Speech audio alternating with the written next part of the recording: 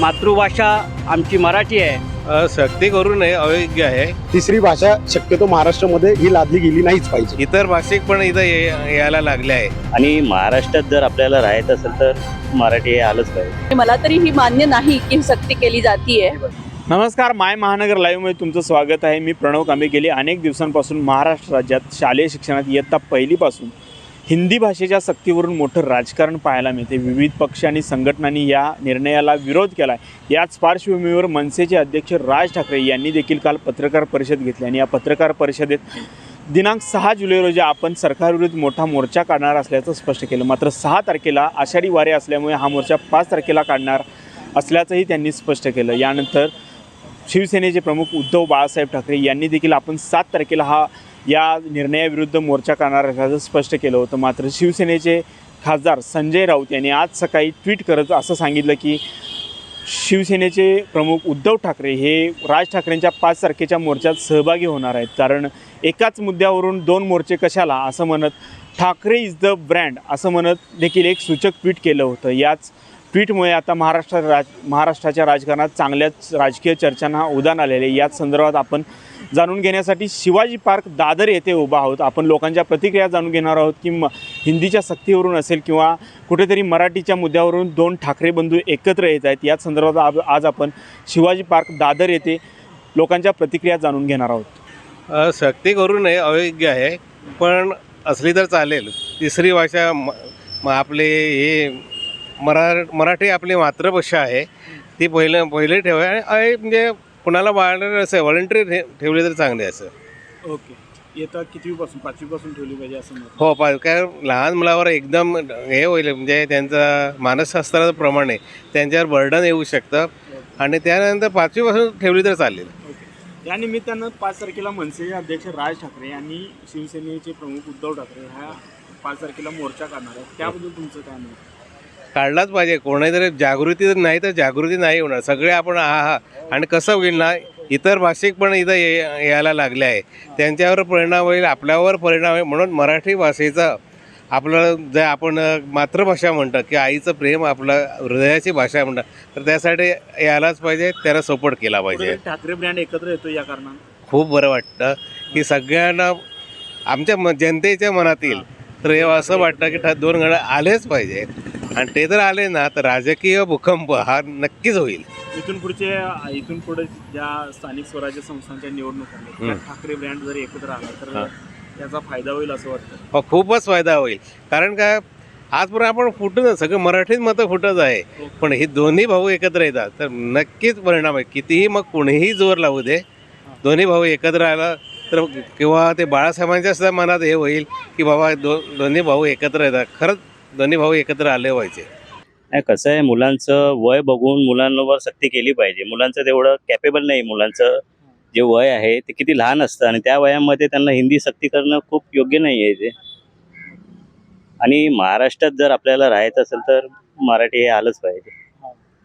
येत्या 5वीपासून हिंदी चालत नाही, ते योग्य नाही आहे. मराठीच आपल्याला प्राधान्य दिलं पाहिजे, मराठी भाषेला प्रथम. आणि या संदर्भात आज काल मनसेचे अध्यक्ष राज ठाकरे आणि उद्धव ठाकरे यांनी पत्रकार परिषद घेतली. ते 5 तारखेला एकत्र मोर्चा काढणार आहेत. त्या संदर्भात तुमचं काय मत? नाही, खरंच ही एक आनंदाची बातमी आहे. आणि दोघं भाव मराठी विषयाला धरून जर एकत्र येत असेल तर निश्चितच मराठी जनता खूप खुश होईल या विषयासाठी. याचा राजकीय परिणाम पण होऊ शकतो. आता ते भविष्यात बघू काय होईल ते. आता त्या मराठी भाषेच्या निमित्ताने एकत्र येतात, हेच एक मोठी आनंदाची बातमी आहे. मराठीतून चालेल. आणि मराठी भाषा म्हणजे मला तरी ही मान्य नाही की सक्ती केली जातीये, हिंदी भाषेची सक्ती केली जाते. असं काही वाईट आहे असं मला काही वाटत नाही. की म्हणजे ठीक आहे, अजून एक भाषा शिकतील, पण याची खरंच गरज नाही, आत्ता तरी गरज नाही. आणि त्यात असं होतं की हिंदी आणि मराठी याचे जे हे आहेत वर्णमाला आहे ती दोघांची सारखी आहे. तर त्या मुलांना अजूनच कन्फ्यूज होतं. असे अनार की असं अननस, हे फार गोंधळ होतं म्हणजे मुलांचा. आणि त्यांना म्हणजे ए फॉर ॲपल ठीक आहे, पण अननस अनार, आणि मग त्यांचा सगळा गोंधळ इतका जास्त होतोय. म्हणजे इवन CBSEच्या मुलांचा पण जेव्हा त्यांना शिकवली जाते हिंदी, आणि मराठी त्यांना दोन्ही कंपल्सरी आहेत, तर त्यावेळी पण त्यांचं खूप कन्फ्युजन होतंय.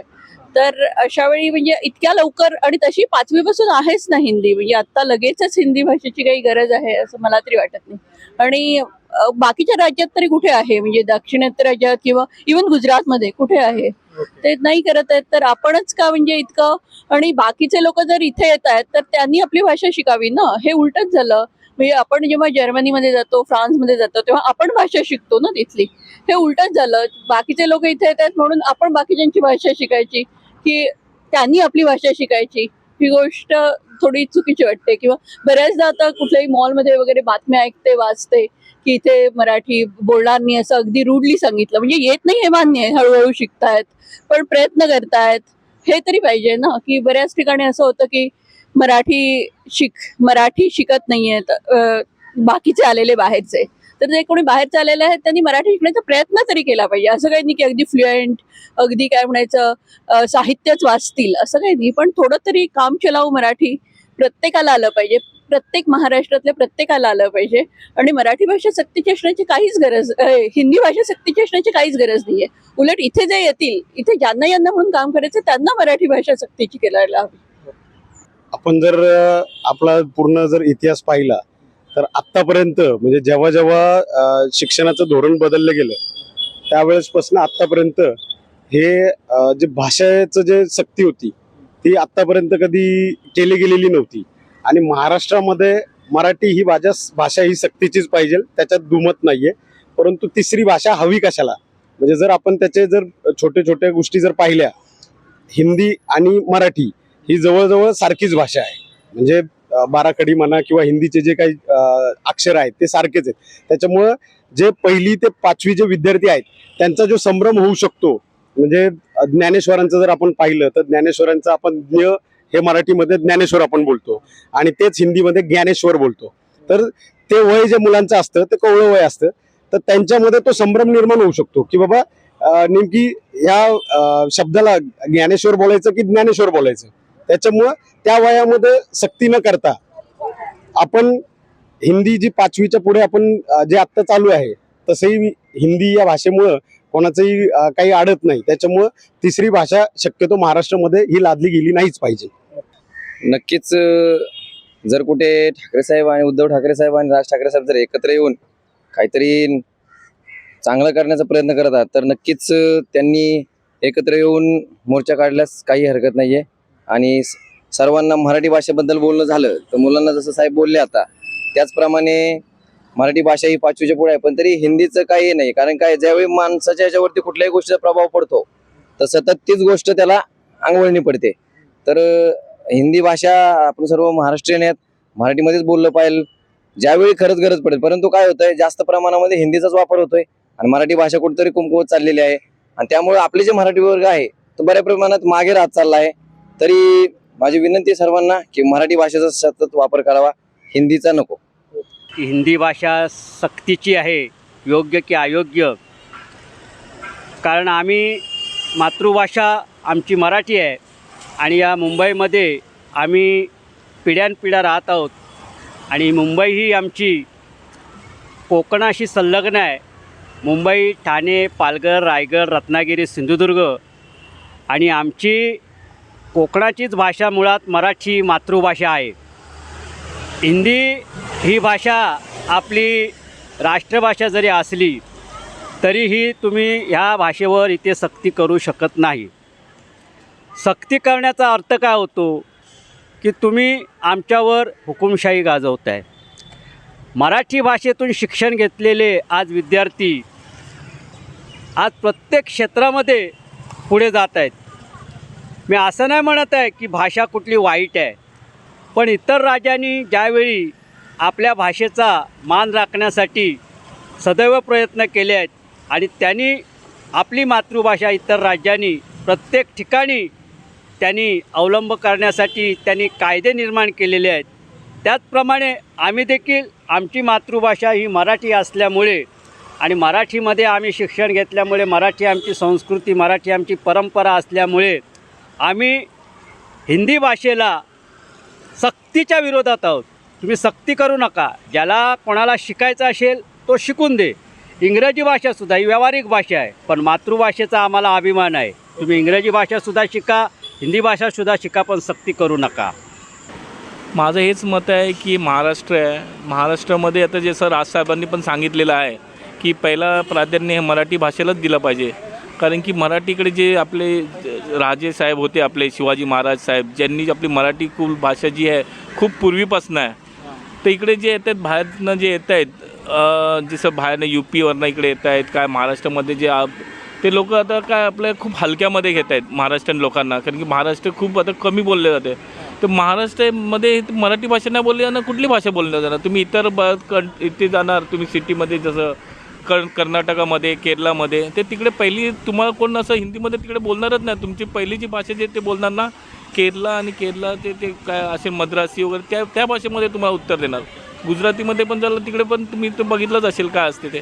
तसं आपल्या महाराष्ट्रामध्ये तसं का नाही झालं पाहिजे? साहजिकच झालंच पाहिजे. मराठी भाषा आता मराठी स्कूल पण खूप कमी होत चालले आहेत मुंबईमधनं. तर आपली जी मुलं होणार, आपली जी येणारी पिढी होणार, ती काय शिकणार? त्यांना तर माहितीच नसणार की बाबा मराठी शाळा होती की नाही. तर ही पहिली गोष्ट म्हणजे की मराठी हे आपली मातृभाषा आहे आणि ह्याला खूप इम्पॉर्टन्स दिलंच पाहिजे. त्याशिवाय काही इकडे चालणार नाही. आणि खूप ना लाईटली घेतात लोक महाराष्ट्रीयन लोकांना. या मुद्द्यावरून आताच या शासनाने आपल्याला हिंदी भाषाची सक्ती केली, त्याबद्दल हा महाराष्ट्रातून सर्वत्र विरोध येतोयच. आणि सक्ती करण्यापेक्षा ज्यांना जे पटेल ते केलं पाहिजे नक्कीच. म्हणजे मला असं वाटतं की शिक्षणाच्या बाबतीत तरी केलं नाही पाहिजे. कारण जी जो आपल्याला पहिल्यापासून जो नियम आहे मराठी शाळेचा, किंवा 5वीपासून 7वीच्या पुढे, म्हणजे 5वीपासून जी पुढपर्यंत जी पहिल्यापासून जी आपण हिंदी भाषा शिकवतो आहे, ती सगळ्यांना प्रचलितच आहे किंवा सगळ्यांना माहितीच आहे की तिथून हा 5वीपासूनही शिकवली जाते. पण पहिलीतल्या मुलांना काय त्याची सक्ती करताय की त्याच्यापासून त्यांना काय फायदा आहे? निश्चितच मला वाटतं की हा थोडासा सरकारचा एक चुकीचा निर्णय झाला आहे आणि त्याच्यामध्ये बदलसुद्धा करण्यात आला आहे. त्याच्याबद्दल मी सरकारचंसुद्धा या ठिकाणी स्वागत करतो की हा चांगला निर्णय घेतला आहे आपण. आणि सक्ती नसावीच. ज्याला पहिलीतल्या मुलांना किंवा 4थीतल्या मुलांना तर सक्ती नसावी. जे पहिल्यापासून धोरण आहे शासनाचं की 5वीपासून जी भाषा ही शिकवली जाते, तोच नियम पुढे चालू करावा. याच संदर्भात राज ठाकरे आणि उद्धव ठाकरे 5 तारखेला एकत्र मोर्चा काढणार आहेत सरकारविरोधात. त्याबद्दल तुमचं काय मत? चांगला आहे निर्णय हा. ठाकरे ब्रँड एकत्र येते. मला असं वाटतं की भाषेसाठी आपण एकत्र आलंच पाहिजे. मराठी आपली म्हणजे मातीची भाषा आहे आणि आपली माय मराठीची भाषा आहे. आणि त्याच्यासाठी एकत्र येणं, मराठीसाठी एकत्र येणं हे चांगलंच आहे. आणि कुठल्याही गोष्टीला अतिरेक करण्यापेक्षा, एखाद्या गोष्टीवर आपण एखादी गोष्ट कुणावर तरी अतिरेकीने लादतो आहे, त्याच्यापेक्षा त्याला विरोध करणं जास्त महत्त्वाचं आहे. आणि यासाठी आदरणीय ठाकरे साहेब आणि राजसाहेब दोघे एकत्र येतात, उद्धव साहेब, तर मी त्यांचं दोघांचंही स्वागत करतो. तर अशा पद्धतीने होत्या लोकांच्या प्रतिक्रिया की लोकांचं असं मत आहे की मराठीचं कुठंतरी पतन होतं किंवा मराठी भाषा कुठेतरी मागं पडते हिंदीच्या सक्तीवरून. इयत्ता 5वीपासून जी हिंदी भाषा आत्ता जी शालेय शिक्षणात शिकवली जाते तीच योग्य आहे. इयत्ता 1लीपासून ती सक्ती करण्याची काही गरज नाही. तसेच कोवळ्या वयात मुलं देखील संभ्रमात पडतात, तसेच त्यांच्यावर चुकीची भाषा लादली जाते असंही लोकांचं मत आहे. आणि तसेच 5 तारखेचा जो मोर्चा आहे मनसेचा आणि उद्धव ठाकरे गटाचा जो एकत्र काढणार आहे, त्या संदर्भात देखील लोक सकारात्मक प्रतिक्रिया देत आहेत की कुठेतरी मराठीच्या मुद्द्यावरून 2 ठाकरे बंधू एकत्र येत आहेत. त्याबद्दल लोक सकारात्मक आहेत. याबाबत तुम्हाला काय वाटतं ते आम्हाला नक्की कळवा आणि माय महानगर लाईव्हला सबस्क्राईब करायला विसरू नका.